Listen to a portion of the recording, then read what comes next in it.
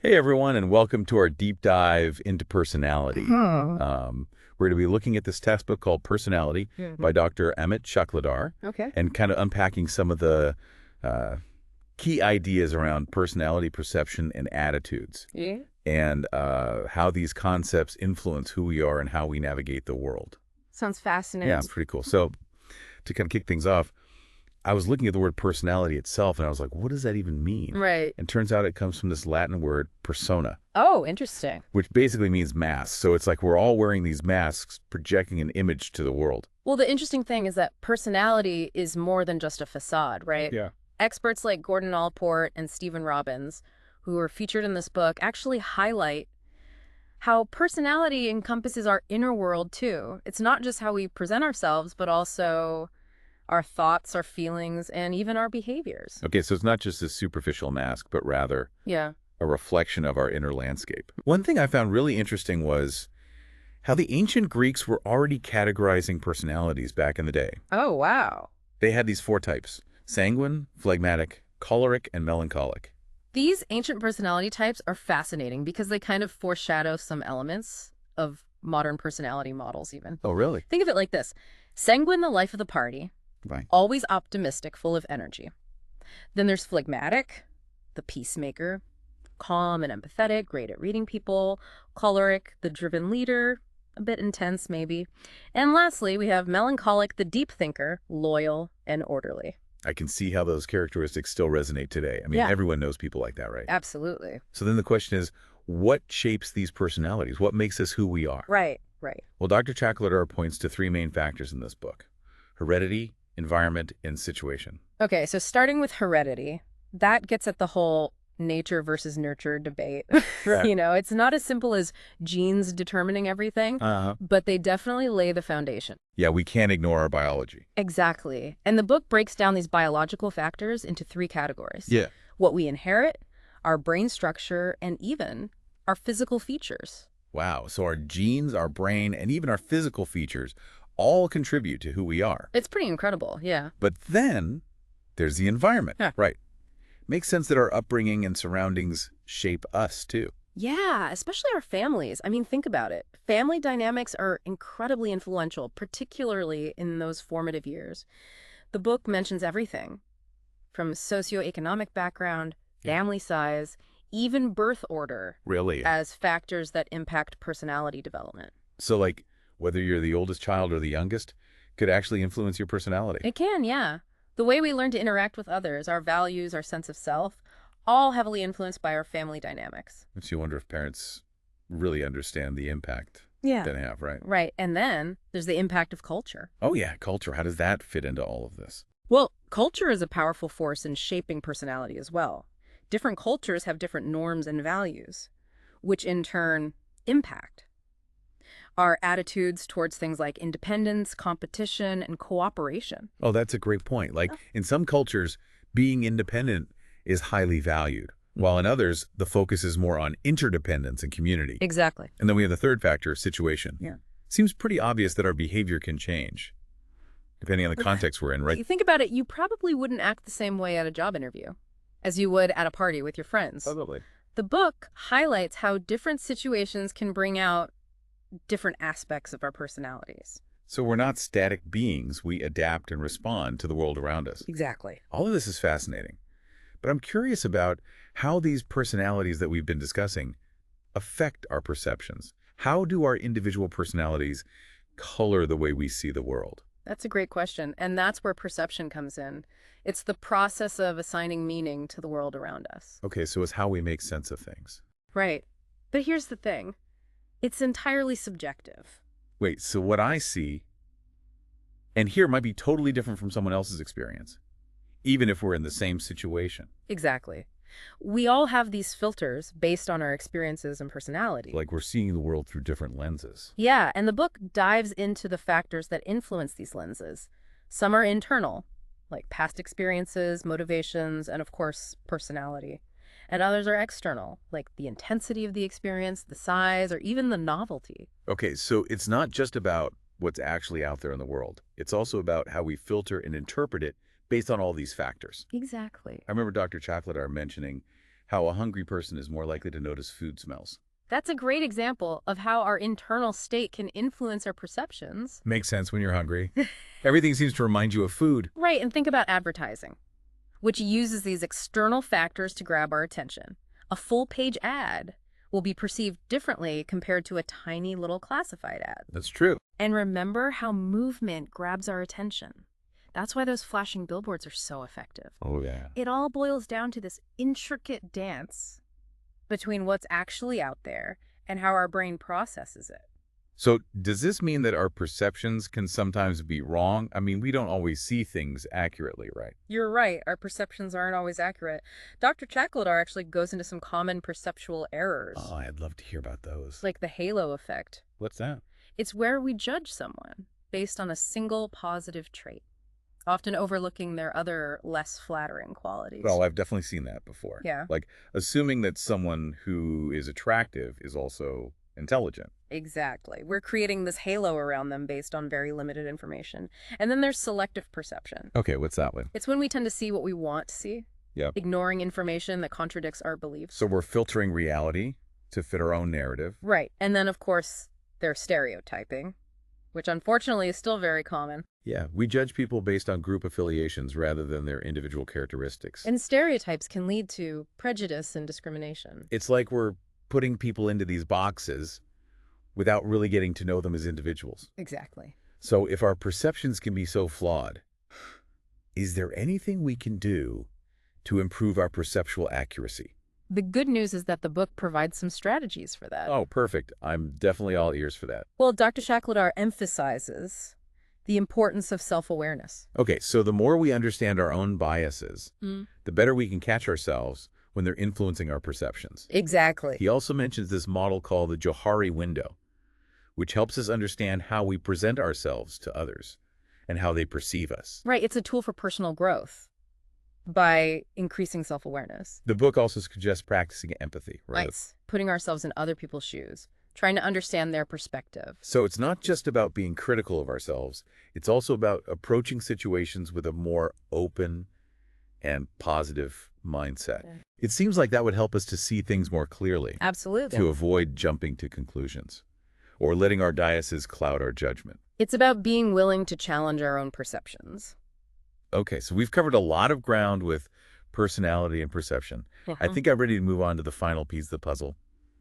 Attitudes. Okay, let's do it. How does Dr. Chakladar define attitudes in the book? He defines them as learned predispositions to respond positively or negatively towards something. So they're basically our evaluations of things, like people, objects, events, or even ideas. Right. But they're deeper than just fleeting opinions, right? Yes, they're more like ingrained feelings that can guide our actions. Interesting. And he breaks down attitudes into three main components. Okay, I'm ready for this. First, there's the cognitive component, which is all about our beliefs and knowledge about the object of our attitude. Okay, so for example, if I believe that electric cars are good for the environment, that's part of my cognitive attitude towards them. Exactly. Then what's the next component? The emotional or affective component, which is about the feelings associated with the object. So if I get excited about the technology and design of electric cars, that's the affective component kicking in. You got it. Okay, what about the third component? That would be the behavioral component, which is our tendency to act in a certain way towards the object. So if all of that leads me to actually buy an electric car, that's the behavioral component. Exactly. All works together to create a consistent pattern of thought, feeling, and action. That makes me think about something else Dr. Chakladar discussed. Emotional intelligence, or EQ. Oh, interesting connection. It seems like EQ plays a big role in how we manage and express our attitudes. Absolutely. The book really emphasizes the importance of EQ, especially in the workplace. It's the ability to not only understand and manage our own emotions, but to recognize and understand the emotions of others. So it's like being in tune with yourself and those around you. Right. You're not letting your emotions control you, but you're also not ignoring them. Exactly. What are the different components of EQ? Dr. Chakladar breaks it down into 5 key components: self-awareness, self-regulation, motivation, empathy, and social skills. Okay, let's unpack those a bit. Self-awareness seems pretty straightforward. Knowing your own strengths and weaknesses, understanding how your actions affect others. Right. People with high self-awareness are usually more receptive to feedback, and they learn from their mistakes. Makes sense. What about self-regulation? Is that about keeping your emotions completely in check? Not exactly. It's more about managing emotions in a healthy and productive way. So it's not about suppressing your feelings, but expressing them appropriately. Exactly. You're not a robot, but you're also not letting your emotions hijack your behavior. Right. You're finding that balance. Exactly. Okay, now what about motivation? I've always thought of motivation as being driven by external rewards, like money or recognition. That's definitely part of it, but the book emphasizes the importance of intrinsic motivation as well. That inner drive and passion that keeps you going even when faced with challenges. So it's about finding something you genuinely care about and letting that fuel your efforts. Exactly. People with high EQ tend to be more resilient. They find ways to bounce back from setbacks and stay focused on their goals. Okay, what about the next component, empathy? We talked about it earlier when discussing perception, but how does it relate to attitudes? Empathy is crucial for understanding and sharing the feelings of others. It's like stepping into someone else's shoes and truly understanding their perspective. It seems like people with strong empathy would be better at building relationships and navigating conflicts, Absolutely. especially when dealing with difficult personalities. They can create a more positive and supportive environment because they're tuned into the emotional needs of others. Makes sense. And lastly, we have social skills. It seems like that ties all the other EQ components together. It does. It's about putting all those other skills Yep. into practice in your interactions with others. So it's about effective communication, building rapport, working collaboratively. Right. People with strong social skills are usually great at negotiating, teamwork, and leadership. Okay, so having high EQ isn't just about being nice. It's about a set of skills that are actually crucial for success. Exactly. And the best part is, it sounds like EQ can be developed and strengthened over time. It can. With practice and self-awareness, anyone can improve their EQ. This makes me think about the factors that influence the formation of our attitudes. I mean, we talked about direct experience, Yeah. but what else plays a role? Well, the book delves into how conditioning plays a role. Conditioning. Yes, both classical and operant conditioning. Okay, I'm not sure I follow. Classical conditioning is about associating an attitude with a particular stimulus, like having a positive feeling towards a certain brand, because of their catchy jingle. Oh, I get it. So our attitudes can be shaped by associations we may not even be consciously aware of. Exactly. And what about operant conditioning? That's where we learn through reinforcement. If you express an opinion and people praise you for it, you're more likely to hold on to that opinion, even if it wasn't what you truly believed in the first place. It's like getting rewarded for having the right attitude. Makes you wonder how much of what we believe is truly our own and how much is shaped by these external factors. Right, and then the book also highlights observational learning. We form attitudes by observing others, especially those we admire or identify with. So like if your favorite celebrity supports a certain cause, you might find yourself adopting a similar stance. Exactly. It's almost like we're unconsciously absorbing the attitudes of those around us, especially the people we look up to. And the influence of family and peer groups is particularly strong during adolescence. We're constantly seeking approval and belonging. And that can lead us to conform to the prevailing attitudes within our social circles. But it's not just our immediate social environment, right? What about broader societal factors? You're right.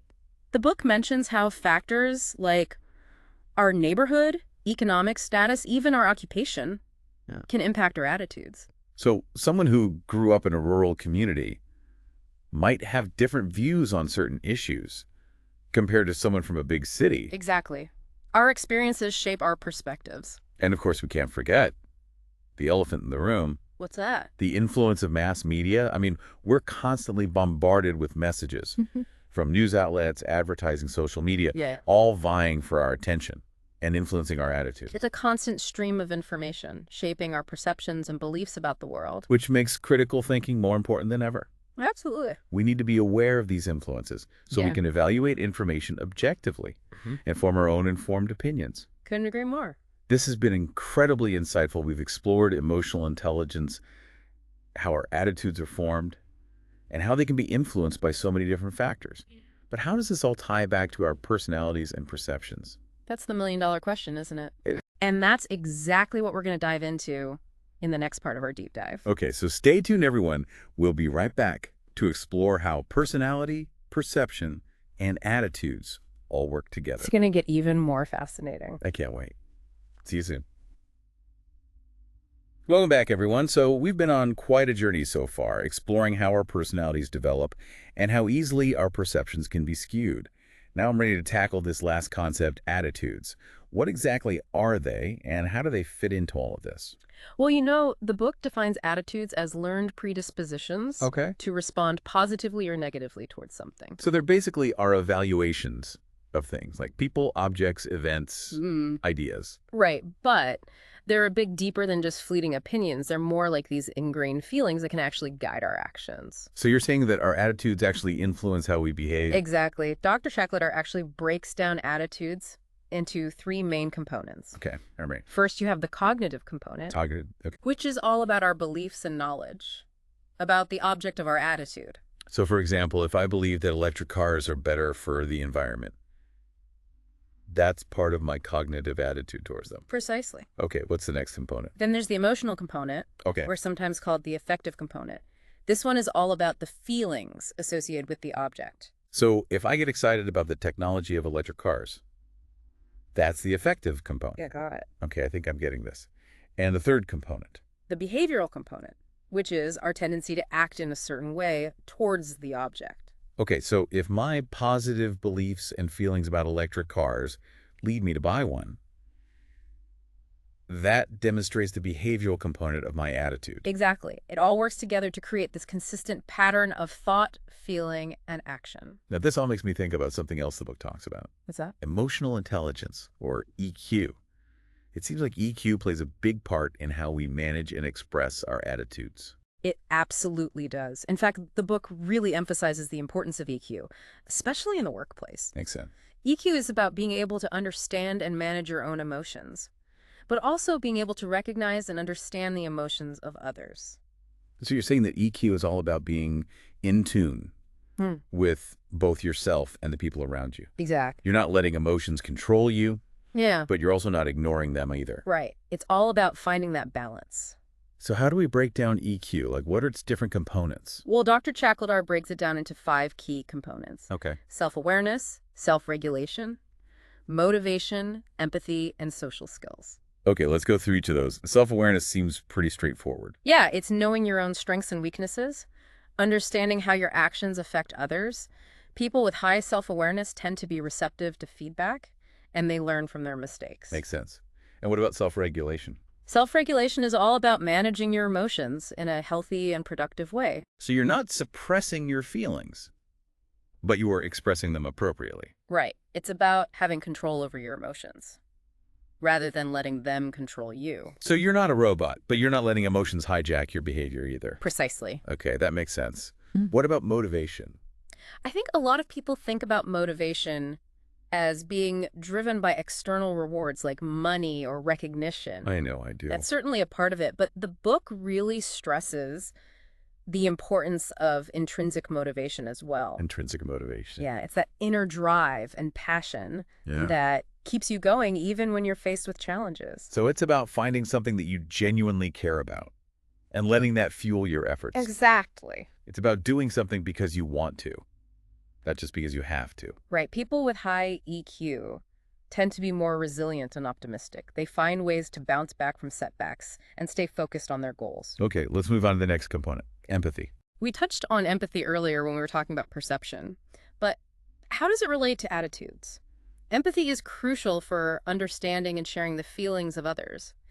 It's about stepping into someone else's shoes and really trying to grasp their perspective. Yeah, I can see how that would be important. Yeah. For building relationships and navigating conflicts. It is, especially when you're dealing with people who might have different perspectives or even difficult personalities. So people with strong empathy can create a more positive and supportive environment. Absolutely, because they're tuned in to the emotional needs of others. That makes sense. Okay, and finally, we have social skills. Social skills are kind of the glue that holds all the other EQ components together. So it's about putting all those other skills into practice when you're interacting with others. Exactly. Effective communication, building rapport, working collaboratively. So people with strong social skills are usually good at things like negotiating, teamwork, and leadership. They are, yeah. So this means that having high EQ isn't just about being nice. It's about a set of skills that are crucial for success in life. Absolutely. And the good news is EQ can be developed and strengthened over time. It just takes practice and self-awareness. So it's like any other skill. Yeah. The more you work at it, the better you become. Exactly. This makes me wonder about all the different things that can influence how our attitudes are formed. Yeah. I mean, we talked about direct experience, but there must be more to it. Right. The book talks about how conditioning plays a role. Conditioning, like Pavlov's dog's kind of conditioning. Exactly. Both classical and operant conditioning can shape our attitudes.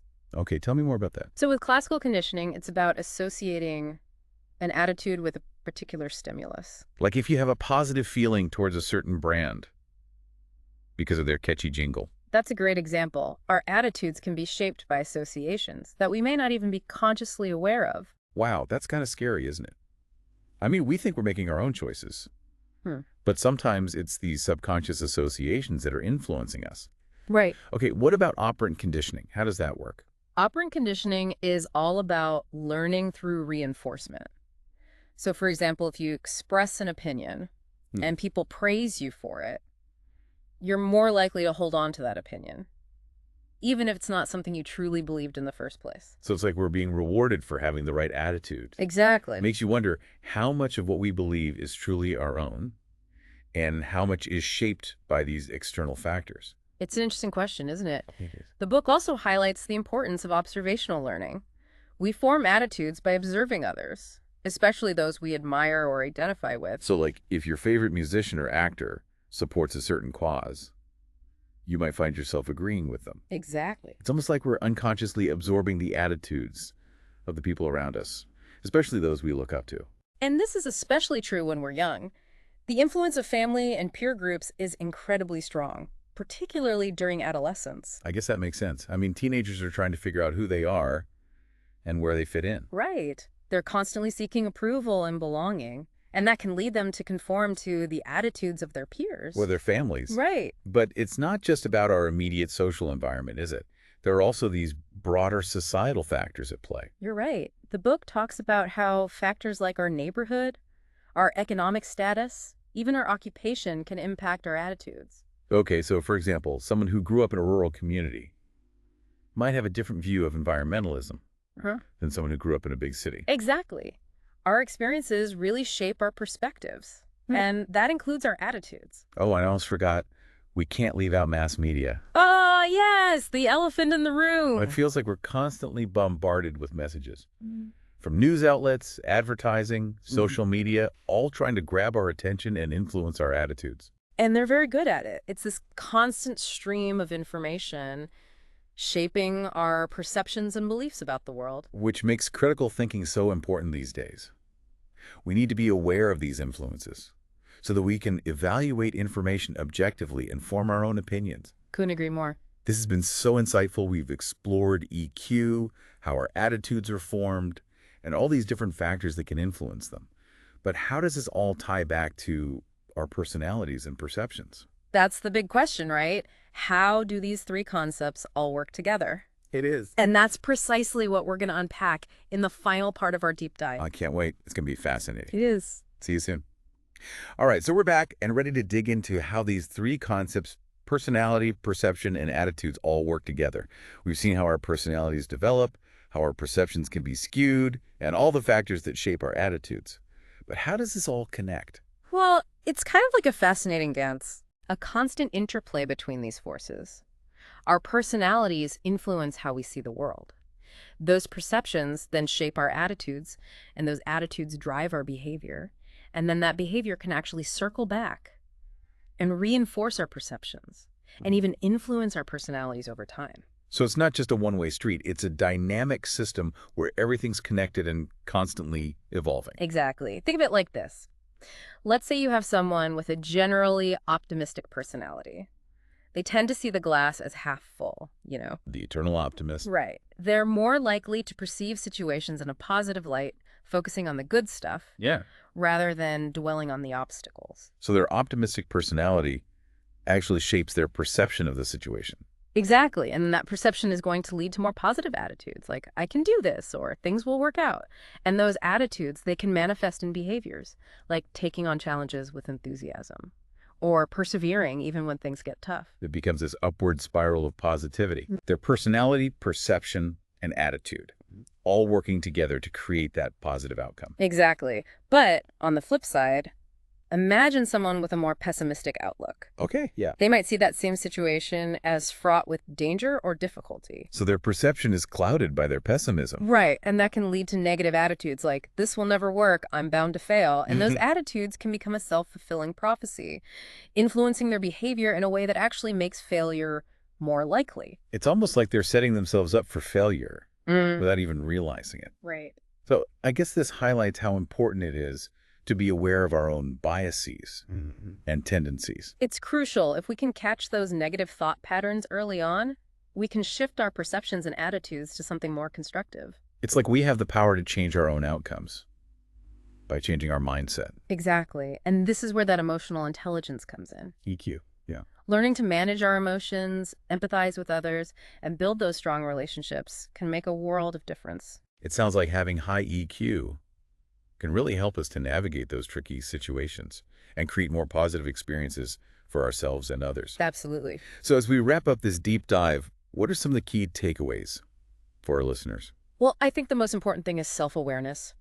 Take some time to really reflect on your own personality, your typical patterns of perception, the attitudes you hold.